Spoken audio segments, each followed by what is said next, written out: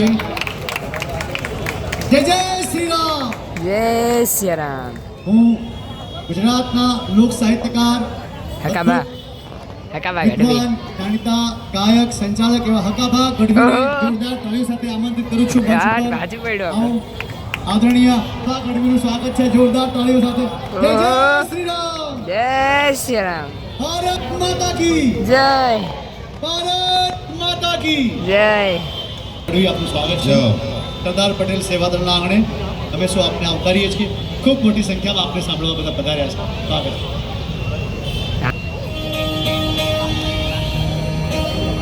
બહુ સારા એવા ગીત સંભળાયું જગદીશભાઈ.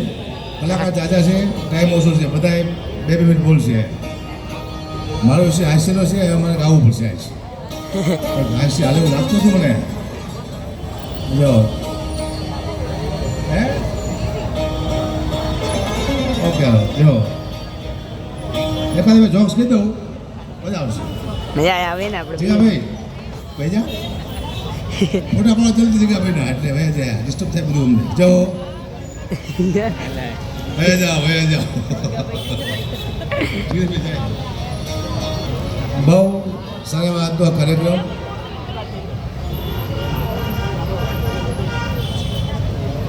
ધરમસિંહભાઈ દ્વારા પ્રોગ્રામ અમને બોલાવવામાં આવ્યા અને એટલું બધું મારા આ 9 વાગે એટલે મોટી વાત કહેવાય.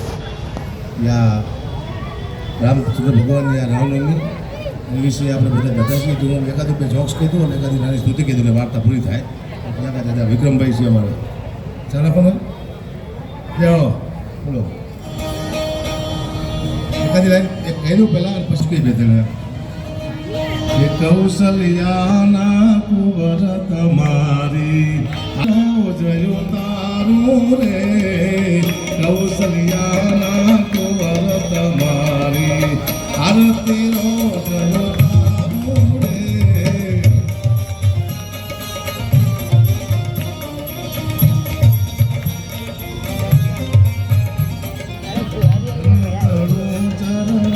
મતલોને પ્રેમ ભાવ ભગવાન રે.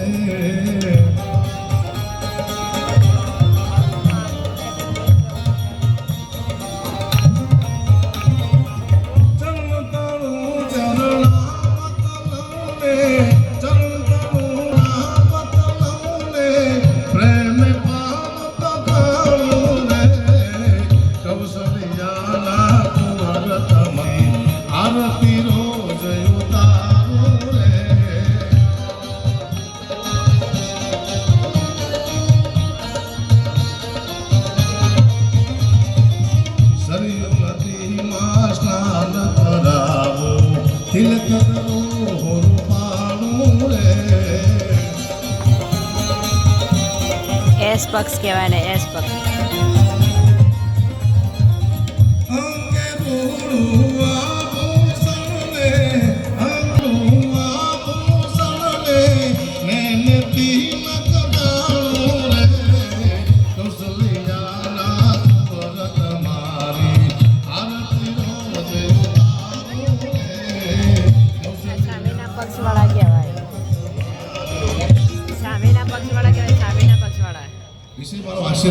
એટલે સમજી જવાનું. એ પછી કહું પછી સમજાવું. બધા મને હાસ્યમાં શું કરે છે, હું લાગુ છું આતંકવાદી જેવો. આટલા કલાકારમાં અલગ અલગ લાગતું બધાથી. આટલા બધા કલાકાર હતા, હું બેઠું તો અલગ લાગ્યું. આવો કલાકાર હોય કોઈ દી છે? ઘણા ટાઈમથી મારા જીવનમાં અલગ હોય છે. મારા મામા છે સમજીભાઈ, એ મને નાનો હતો ત્યારે એમ કહેતા, હું થોડો લટકો હતો, અત્યારે લટકો જ છું પણ બધા જાડો હતો. મને કહેતા કે આવ ઝાંખી આવ, મારો ઝાંખી આવ્યો, મારો ઝાંખી આવ્યો. એટલું રાજી થતો કે મારા મામા મને કોઈ બોડીગાર્ડ કહે છે. હમણાં હું જો 6 મહિના પહેલાં તોય મને કીધું કે આવ ઝાંખી આવ, મારો ઝાંખી આવ્યો, મારો ઝાંખી. હમણાં મેં કાંઈ દોડીને બીજા ભાગોમાં વાંચ્યું. ઝાંખી એટલે રાક્ષસ થાય. બોલો, મને 52 વર્ષથી મારા મામા રાક્ષસ કહેતું, મને ખબર જ ન પડી. પણ આ સમય કેવાય, આવો યુગ મેં ક્યાંય જોયો જ નથી. સૌથી સારો હોય ને તો કળિયુગ છે. આવો યુગ મેં ક્યાંય જોયો નથી. વિચાર તો કરો તમે. દ્વાપર, ત્રેતાયુગ, આ બધા યુગો છે. સતયુગ, સૌથી સારો કળિયુગ. શું કરવા? સતયુગમાં કોઈ ડૂબાઈ ગયું હતું નહીં. અત્યારે આપણે ડૂબાઈ જઈશું. રામને લંકામાં જતા 10 વર્ષ લાગ્યા હતા. અત્યારે ખાલી 5 કલાક લાગે છે. બોલો તો યુગ હારો કે યુગ હારો? તારા મતી છે ને પોતાના દીકરાને લઈને જાય બારવા માટે. પોતાના બાપ હરિચંદ્ર રાજા એમ કહે છે મને નહીં બારવા દઉં. બાપ પૈસા માંગે એટલે બોલો હું નોકરી કરું છું, મારા દીકરાને બારવા હોય તો પૈસા થાય છે. અત્યારે કોઈ એમ કે મારો બાપ મરી ગયો, લોકો લાકડા લઈ આપે છે. તો યુગ હારો કે આ યુગ હારો? કાકા બેઠે આખું પરિવાર બેઠું હોય, દ્રૌપદીના ખાડીના છેડા ખેંચાતા ને કોઈ ભડો દીકરો બોલી ન કે અત્યારે કોઈ આપણી દીકરી હામી લાંબી આંગળી કે તો લોકો આંગળી કાપી નાખે છે. તો યુગ હારો કા યુગ હારો? હજી તમે 50 વર્ષ જવા દો. મને એવું કહેતા 50 વર્ષ પહેલા કે એક મોબાઈલ આવવાનો છે, 50 વર્ષ પહેલા એવું કહેતા. અને આપણે એમાં અમેરિકા વાત કરશું તો લોકો માનવા તૈયાર નહોતા કે એવો મોબાઈલ આવે જ નહીં. અને આવ્યો. આપણે અમેરિકા વાત કરીશું, વિડીયો કરો જો. પણ હજી તમે 50 વર્ષ જવા દો, હજી એવો મોબાઈલ આવશે, આવો ટેબ્લેટ, એમાં તમે અમેરિકા વાત કરતા હશો પૂછશો કે શું કરે કે ટોપરા પાકો મને આપને બક્ષાનો બારો આવશે. તમે નહીં માનો છો, તમે 50 વર્ષ પહેલા તમે માનતા. આ દુનિયા થાય પછી માને છે. પછી પૂછશે શું કરો કે પીવા બક્ષના ગ્લાસ આ બધું દો. તો સંકેત આપણે મંગાવીશું અમેરિકાની. અને સૌથી દુનિયામાં કંટાળ્યો હોય ને તો પુરુષ કંટાળ્યો છે. દાખલો આપું તમને. પતિ આખો દિવસ કામ કરે છે, સમજુભાઈ, આખો દિવસ કામ કર્યા પછી ઘરે આવે છે, શાંતિ નથી. કારણ કે પત્ની ખબર જ નથી મારા ધણીમાંથી કેટલું દેણું છે, કોઈને ગાળ્યું દીધી છે, કોઈને માર્યું હોય છે, પત્ની ખબર જ નથી. જેવો ધણી આવે ઘરે રાડ્યું પાડે છે, કેટલા બાટલા વહી ગયા છે, છોકરાની ફી ભરવાની છે, મામાના ઘરે જવાનું છે, સાડી લાવવાની છે, પતિનો મગજ ઉડી જાય છે. તો બધી પત્નીને કહું છું, પોતાનો પતિ નોકરીથી ઘરે આવે એટલે શું કરવાનું? રાડ્યું નહીં પાડવાનું. આવે એટલે એમ કહેવાનું કે પધારો, બેસો, પાણી આપવાનું, પછી પૂછવાનું તમને કોઈ આવું પૂછે કરે આપણા ઘેર ઇન ફ્યુચર પૂછે હા ને લાવવાની છે મારા કલેજા.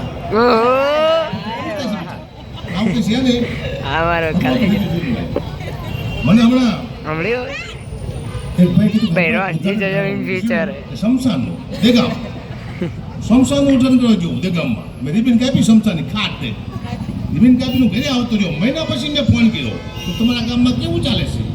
મને કે હુબા તમારા હાથ બહુ સારા છે. કીધું કાંઈ લાઈન લાગી જશે. એક બાળો તો બીજો મળી જાય ને બીજા બાળો ત્રીજો મળી જાય છે. અમે ગઢવી છીએ, અમારા હાથ નંબર કરતો હોય. ખાના ઉદ્ઘાટન કરાવો, કંપની ના કરાવો, ગામ ના કરાવો, મંદિર ના કરાવો, શમશાન ના, તમારા બાપ ગામ સાફ થઈ જાય શું વાત? કેટલી વાત છે આપણે કરી જીવનમાં. પણ કલાકાર જાજા બાકી મને ખબર છે ભાઈ માલધારી એટલે અમારી શું બધું નાક કહેવાય એવા એટલું સંચાલન કરે છે. અમારા મિત્તલબેન ભરત મારા ઘણા બધા કલાકારો આવ્યા છે. દિનસાભાઈ અમને કીધું કે હકુબા તમારે આવવાનું છે. હું અહીંયા આવ્યો. મને એમ કે અહીંયા મોટો ડાયરો છે અને બેન જાન એવું હોય છે, પણ અહીંયા તો સુગમ સંગીત હતું. ધીમું ધીમું પૂછું પૂછું ગાવાનું. અમારી ડાયરો સાંભળી મારા મરી જાય મજા આવી. બરાબર બહુ સારું ગાતા બધા. આનંદ કરો.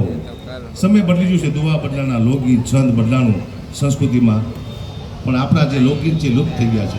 જૂના લોકગીત આપણે કહેવાતું તમે ઝલક આપો અને પછી અત્યારનું લોકગીત છે તમને સંભળાવો, મજા આવશે. મારા બધું મજા જ આવ્યા લાગશે. કેવા ગીત આપણે 4 કરી આવો માથી નામ લઈ. આપણા લોકગીત કેવા હતા? હે તમારા દલડાને મારા રે હમ માનો જી રે. હાય હાય વાહ વાહ.